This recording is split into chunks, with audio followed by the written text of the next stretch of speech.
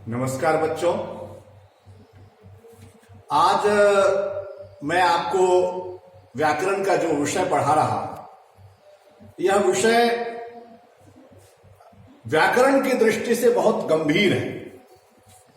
इसको महाविद्यालयों में, कॉलेजों में जो हायर क्लासेज हैं उनमें भी पढ़ाया जाता है। रस, इसी पर लगभग सभी साहित्य केंद्रित है। क्या है रस बच्चों? तो आप इसे ऐसे समझिए कि जैसे मानव जीवन में आत्मा की स्थिति होती है, वही साहित्य में रस की स्थिति होती है। किसी कविता, कहानी को पढ़ते या सुनते समय या नाटक को देखते समय हमारे मन में जो आनंद उत्पन्न होता है, हमें उन सबको देखने सुनने के बाद जो खुशी मिलती है, उस आनंद या खुशी को ही रस कहते हैं। आप कल्पना कीजिए, क्या हम मनुष्य की स्थिति की कल्पना आत्मा के बिना कर सकते हैं? आत्मा रहित जीवन की कल्पना जैसे संभव नहीं है, वैसे ही रस रहित साहित्य या काव्य की कल्पना नहीं की जा सकती। अब इसको और विस्तार से समझते हैं। रस के विषय में आप बोलचाल की भाषा में सुनते होंगे बच्चों कि अमुक व्यक्ति तो रसहीन है, निराश शुष्क है, वह तो ठूठ है। ये सब बातें, या इसका तो जीवन रस ही सूख चला है। तो किसी का जीवन रस सूख जाए तो उसके जीवन की कल्पना नहीं की जा सकती। उसका अभिप्राय यह निकलता है कि इसमें हृदय नहीं है, यह हृदयहीन है। वैसे ही कोई कविता, कहानी या नाटक आदि शिल्प की दृष्टि से कितनी भी अच्छी और सुंदर और समृद्ध क्यों ना हो, शिल्प माने रूप, बनावट, बाहरी उसका जो प्रभाव है, इन सबको शिल्प कह लीजिए। लेकिन किसी कविता या कहानी या नाटक या फिल्म आप देखते हैं तो उस फिल्म की सबसे महत्वपूर्ण बात क्या है? सबसे महत्वपूर्ण बात है कि उसमें भाव पक्ष कितना प्रबल है, उसका मूल भाव, मूल कंटेंट कितना मजबूत है, उसमें से जो मूल भाव और संदेश निकल कर आ रहा है वो कितना महत्वपूर्ण है। तो ये जो मूल भाव, मूल कंटेंट है, यही रस है। आप अब रस को समझिए। रस के विषय में सबसे प्राचीन काल में जिस नाटककार ने या जिस सूत्रकार ने, जिस दार्शनिक ने व्याख्या दी, उनका नाम यहां लिखा हुआ है भरत मुनि। भरत मुनि ने संस्कृत में एक सूत्र दिया था। उस सूत्र को ऐसे आप सुनिए, यहां लिखा हुआ भी है, विभावानुभाव व्यभिचारी संयोगाग्रस निष्पत्ति। अब संस्कृत तो हम लोगों के प्रयोग में रहा नहीं तो आपके लिए कठिन होगा, लेकिन मैं इसको समझाता हूं। आचार्य भरत मुनि ने इसको समझाते हुए कहा कि विभावानुभाव व्यभिचारी संयोगाग्रस निष्पत्ति। विभाव, अनुभाव और संचारी भाव के संयोग यानी मेल से रस की उत्पत्ति होती है। रस माने आनंद, रस माने आनंद।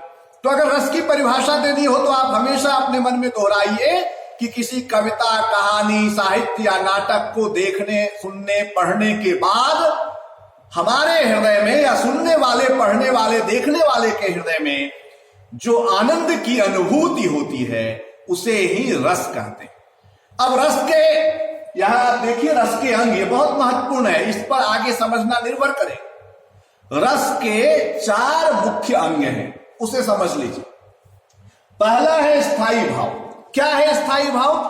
तो मनोवैज्ञानिकों का यह मानना है कि मनुष्य के जन्म से लेकर मृत्यु तक कुछ भाव उसमें स्थायी रूप से निवास करते हैं, और किसी व्यक्ति, वस्तु या उस प्रकार की परिस्थितियों को देखकर वे भाव उसके मन में जग जाते हैं। कोई अनुकूल परिस्थितियां जब उत्पन्न होती है तो वे भाव जगते हैं। उदाहरण के लिए, आप कहीं घर से निकल करके जा रहे थे और धुंधला सा समय था, शाम का वक्त था, स्ट्रीट लाइट नहीं जल रही थी। अचानक आपको रास्ते में एक काली मोटी सी रस्सी दिखाई दी, लेकिन नजरों का धोखा कहिए इसे, या मन में सांप को लेकर बैठा हुआ भय कहिए। अचानक आपको सांप की प्रतीति होती है उस रस्सी में और आप चिल्ला पड़ते, बाप रे। अब देखिए, उस परिस्थिति में ये जो चिल्लाना था, क्या आप प्लान करके गए थे? क्या आप कोई सांप जैसी चीज को देखेंगे और चिल्ला पड़ेंगे कि बाप रे, बचो, भागो? नहीं, ये अचानक कैसे हुआ? आपके मन में एक भय नाम का भाव जग गया, ठीक है? या आपने सांप को देख ही लिया, सांप देखा, सांप वो अनुकूल परिस्थितियां हैं, मैंने कहा ना, व्यक्ति, वस्तु या परिस्थिति, तो वो अनुकूल परिस्थितियां हैं, आपके मन में वो भाव जग गया। आप बड़ी प्रसन्नता से, खुशी खुशी घर से तैयार होकर के विद्यालय आए थे। आप तो अच्छे विद्यालय में पढ़ते हैं, शायद आपके साथ ये घटना कम घटती हो, लेकिन बहुत सारे विद्यालयों में ऐसा कई बार हो जाता है। और आप क्लास में बैठे, क्लास में आपकी किसी सहपाठी से बहस हो गई कि आगे मैं बैठूंगा तो मैं बैठूंगा, और वो बहस इस सीमा तक पहुंच गई कि उसने आपको नीचा दिखाना शुरू कर दिया और आपके घर परिवार, पुरखे, इन सबको बुरा भला कहना शुरू कर दिया। इस सीमा तक बढ़ गया कि गाली तक दे बैठा और उल्टे माफी मांगने की बजाय वो बाहें तरेड़ रहा है, बाहें मोड़ रहा है, निकल बाहर, मैं बताता हूं तुझे, तूने क्या समझ रखा है मुझे। अब ये सब जो चुनौती दे रहा है, आपके पुरखों का, पूर्वजों का, बड़ों का अपमान कर रहा है, उसके इन सब व्यवहार को देखकर आपके मन में एक भाव जगता है। वो भाव है क्रोध का भाव, और उस क्रोध नामक भाव से रौद्र रस बनता है। तो यानी जीवन में कुछ ऐसी परिस्थितियां निर्मित होती हैं, अनुकूल परिस्थितियां, उसके कारण कुछ स्थायी भाव जग जाते हैं, उसे ही स्थायी भाव कहते हैं। मोटे तौर पर मनुष्य के जन्म से लेकर मृत्यु तक उसके हृदय में मूल रूप से निवास करने वाले भावों को स्थायी भाव कहते हैं। पुराने विद्वानों ने इनकी संख्या 9 मानी है, लेकिन आजकल इसको 11 माना जाने लगा है। उनके नाम देखिए, रति यानी श्रृंगार, प्रेम, प्रेम के बिना जीवन की कल्पना नहीं की जा सकती, उत्साह, शोक, घृणा, विस्मय, आश्चर्य, क्रोध, भय, निर्वेद। निर्वेद को आप जैसे शांति समझ लीजिए, वैराग्य समझ लीजिए। जब आदमी को कुछ भी करने की इच्छा नहीं रह जाती है, संसार माया मोह है, ऐसा भाव पैदा हो जाता है, ये निर्वेद की स्थिति है। जहां दुख सुख दोनों की अनुभूति न हो, दोनों में समान रहने लगे, वो निर्वेद है, ठीक है। हास्य, और 2 और, इसमें 9 ही लिखे हैं, 2 और हैं। बच्चों के प्रति बड़ों के मन में जो प्रेम जगता है उसे वत्सल भाव कहते हैं, उससे रस बनता है वात्सल्य। ये मैं जब पढ़ाऊंगा रस तो आपको समझाऊंगा। और 11वां है भगवत विषयक रति। भगवत विषयक माने भक्ति रस, भगवान के प्रति जो भक्त के हृदय में प्रेम जगता है उसको भक्ति रस कहते हैं। ठीक बच्चों, तो स्थायी भाव आपने समझ लिया। अब इसके बाद दूसरा रस का दूसरा अंग है विभाव। इसके 2 भेद होते हैं विभाव के। तो सबसे पहले विभाव समझिए। विभाव उन कारणों को कहते हैं, उन कारणों और परिस्थितियों को कहते हैं जिसके कारण किसी के मन में स्थायी भाव जगता है। विभाव मने कारण। विभाव का सामान्य अर्थ आप क्या लगाएंगे?